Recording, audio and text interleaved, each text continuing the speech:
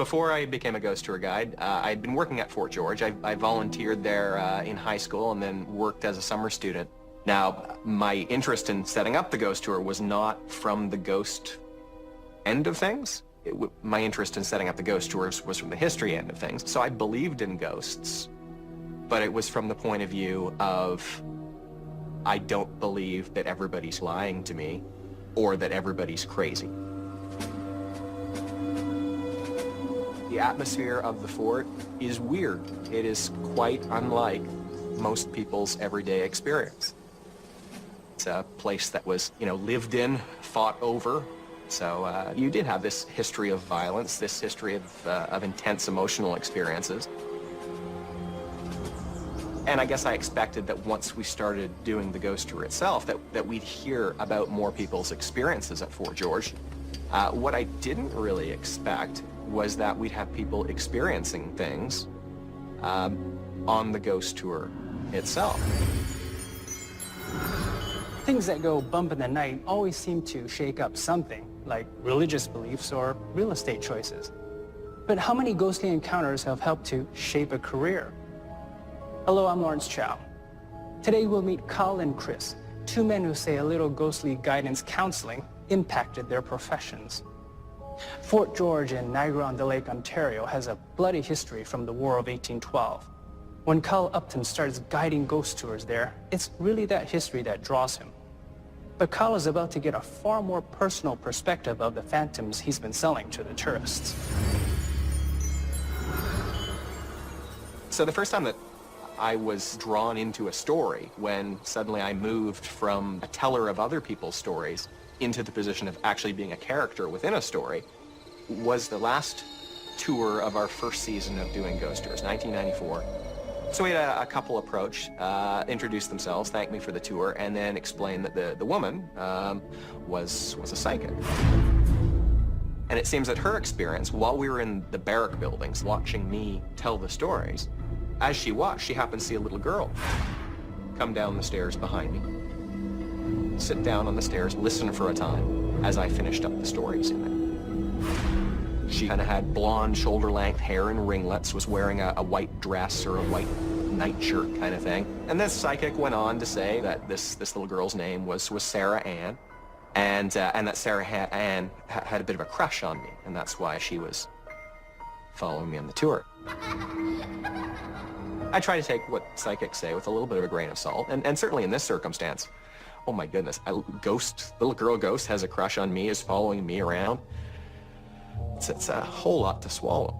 Now, I've since had to move from the choosing to believe category to the having no choice but to believe category.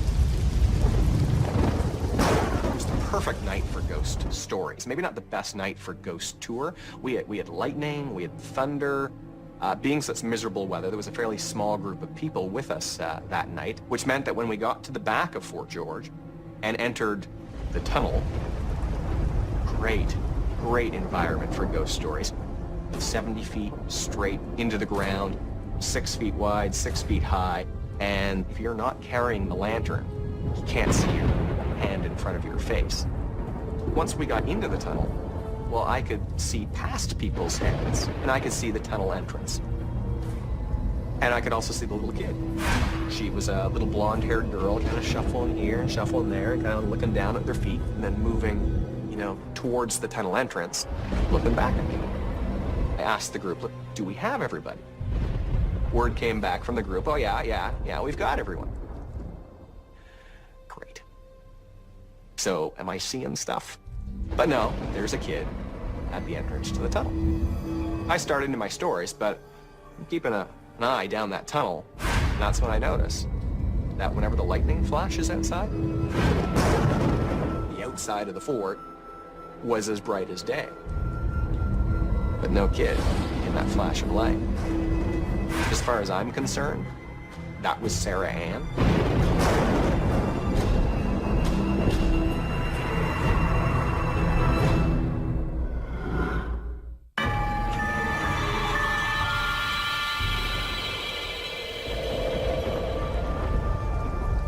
Once we got into the tunnel, well, I could see past people's heads, and I could see the tunnel entrance. And I could also see the little kid. She was a little blonde-haired girl, kind of shuffling here and shuffling there, kind of looking down at their feet. And that's when I noticed that whenever the lightning flashes outside, the outside of the fort was as bright as day, but no kid in that flash of light. As soon as that flash of white radiance fades, well, there's that kid silhouetted there, the light bouncing off the clouds. So you assume that you must have blinked at the wrong time, but it occurred enough during that time frame to convince me that no, this is definitely Sarah Ann following on the tour.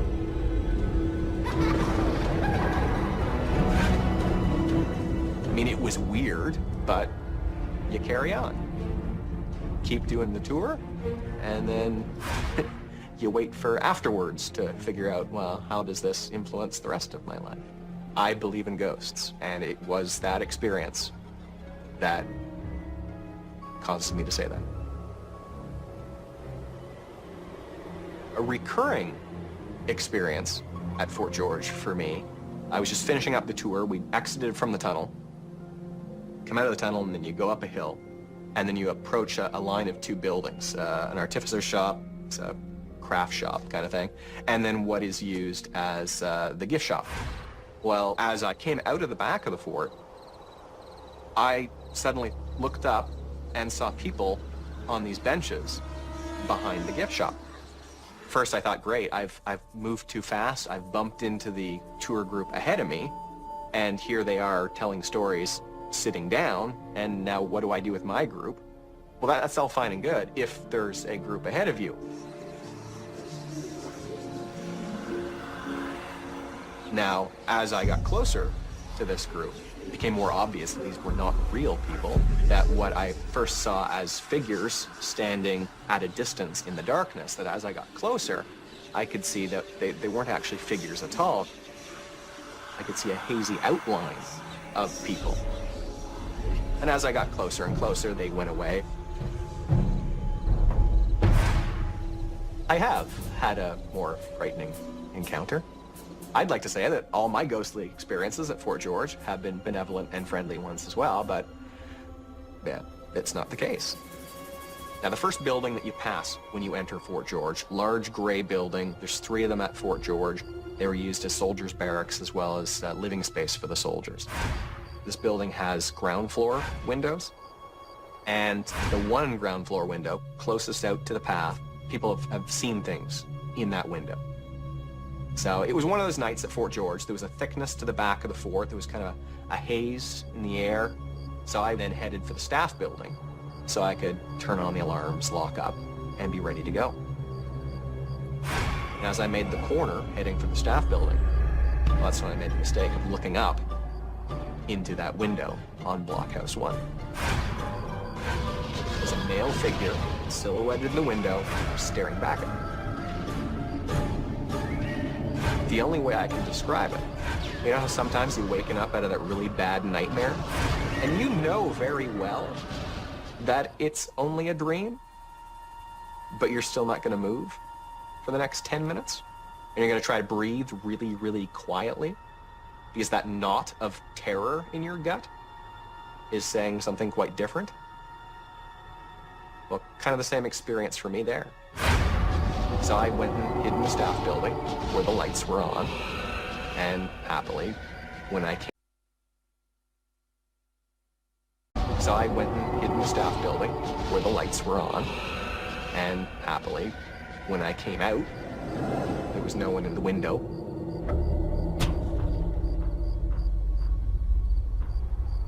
I think that an intense amount of personal growth was triggered by the experiences of dealing directly with the unknown, the unreal, some would say. But I do feel that my world and my world experience is perhaps a little bit bigger than the world experience that a lot of people allow themselves to experience. Kyle is able to draw on what he calls his world experience to bring an element of sincerity to his job. and that undoubtedly makes him a better ghostly tour guide. Chris Doyle is a successful magician. It was a childhood dream, but it would take a haunted house to help him achieve that goal. I've always had an interest in magic. I've been watching magic on television and live for my entire life. One of my uncles was a part-time magician growing up, and I was exposed to magic from an early age. Eventually led to me choosing it as a career option. One experience that I have that sparked my interest in the paranormal is a house that I lived in the early 80s, early to mid 80s. My family and I moved into a house in North York, and the first impression I got off the house was I didn't like it. I remember when I used to come home sometimes, I used to see the house, and I used to feel dread. I didn't want to walk into my own home, because it looks like the house is watching you, you know? The two windows are like eyes. You create this in your mind. You're looking at it. You got to walk into this doorway, which is its mouth, and it's going to consume you in some way. You're a child. You don't have the freedom to say, hey, look, I'm moving out. You got to stick it out. You got to stay. You got to figure out the best way around it. One such incident that I experienced firsthand was hearing people walking around. So whoever this was who was haunting the house was able to move about the house as if it's still there. You know, being home alone, playing video games, feeling as if the house is watching me, it's freaky, it's scary. There's something going on that I can't explain. So I was quite vulnerable in the sense because I was alone.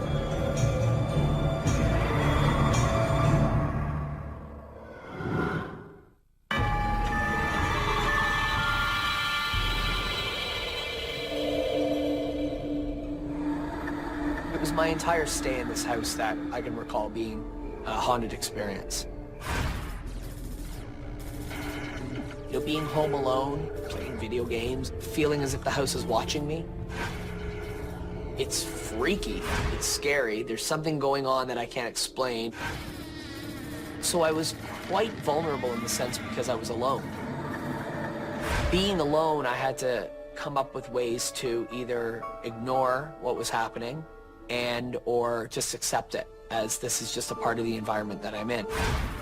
I gotta be honest, I used to sometimes freak myself out. I would think about it, think about it, think about it to the point where I would be frozen with fear and have to run upstairs and not want to be in the basement.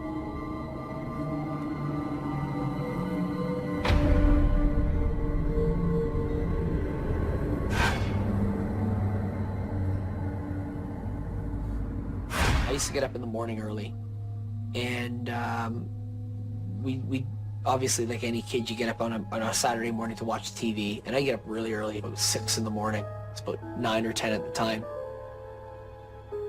And I'd come upstairs into the kitchen area, and I'd go and I'd get myself some cereal. I remember the kitchen cabinet doors would be opened up.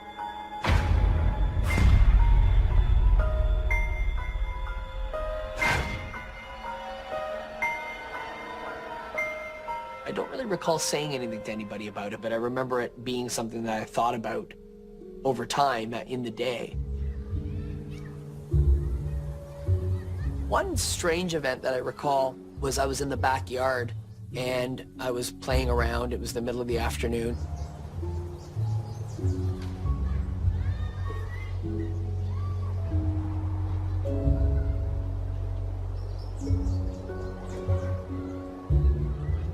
And for some reason I had a compulsion to go and dig.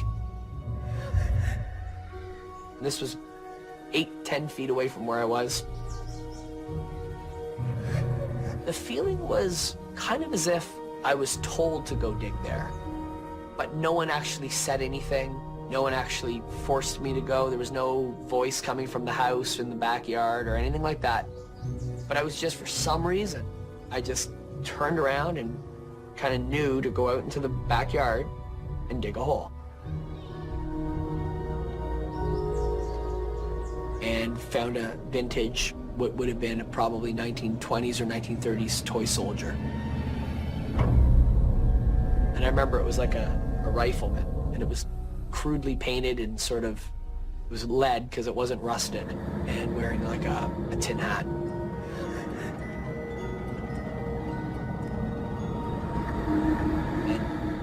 And At that moment, I remember thinking the house gave this to me, and I didn't want it.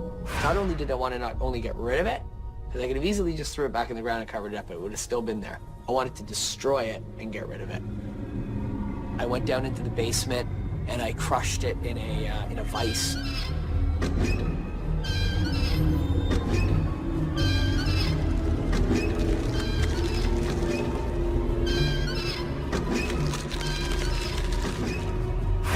Bringing it upstairs and putting it in the garbage at the side of the road. I didn't even put it in the kitchen garbage. I brought it outside because it was garbage day. But it was a strange event. Like, I don't recall anything like it ever again in my life, or anything that I've experienced that can compare to that sort of feeling that go dig this hole for no apparent reason, and there's something there. And I remember it as if it was yesterday.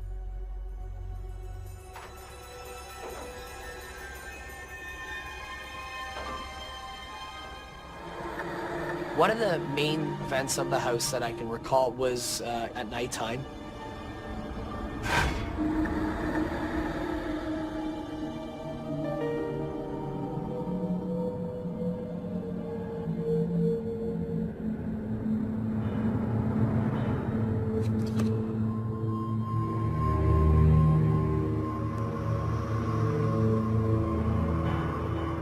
I opened my eyes, and lo and behold, there was a woman in the room staring at me only a few feet away at the end of the bed. And I sat up and looked at her thinking it was a relative or my grandmother, but I realized it wasn't somebody I knew.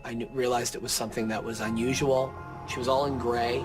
I could see that she looked like she may have been a housewife. Her hair was pulled back into either a bun or into a ponytail. She looked like she was not too old. She looked like she was in her early to mid 40s. And she just basically stood there and looked at me. And of course, this freaked me right out. I turned over and turned on the television that was next to the bed and literally watched her disappear as the TV came on and brought light into the room. It was just too real and uncanny to have just been something that I dreamt and assumed had been a reality in the middle of the night. So I'd been awake for a little while afterwards, lying there freaked right out. But I remember this time knowing, like, this is something that's in the house, and being totally blown away by it. The only thing I could pick up off of her was possibly a sense of,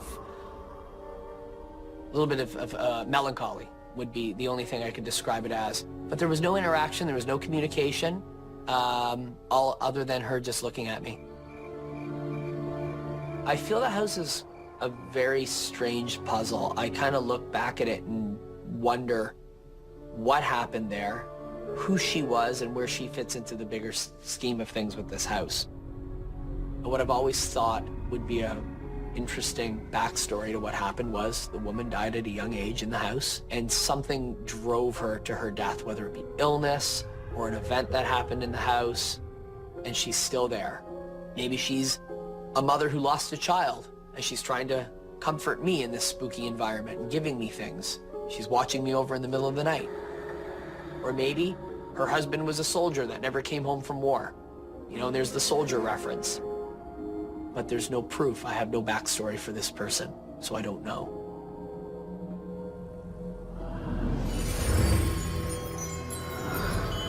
Chris says his ghostly encounters drove him to explore how the mind works when it's faced with the unexplainable. Our expert Patty Allen tells us that this kind of curiosity is essential for a performing mind reader or magician. Without it, Chris couldn't be the successful illusionist he is today. Kyle's ghost seemed to have turned the tables on him, so what began as a fun way to make some cash has turned into a serious profession. And both men acknowledge they owe a debt of gratitude to the supernatural for helping them flourish in their careers. I feel that the experiences I had as a young person can definitely contribute to know how to control other people's experiences when it comes to things like the unknown. I just obviously have to tone it down a little bit because it's just for fun. People are paying to get scared, and so I scare them. Certainly being able to see, yes, I've seen a ghost, helps a lot in terms of telling the stories. I think that's a considerably more powerful a storytelling experience. And I think that it gives people an opportunity to judge for themselves whether you're just making it up or not.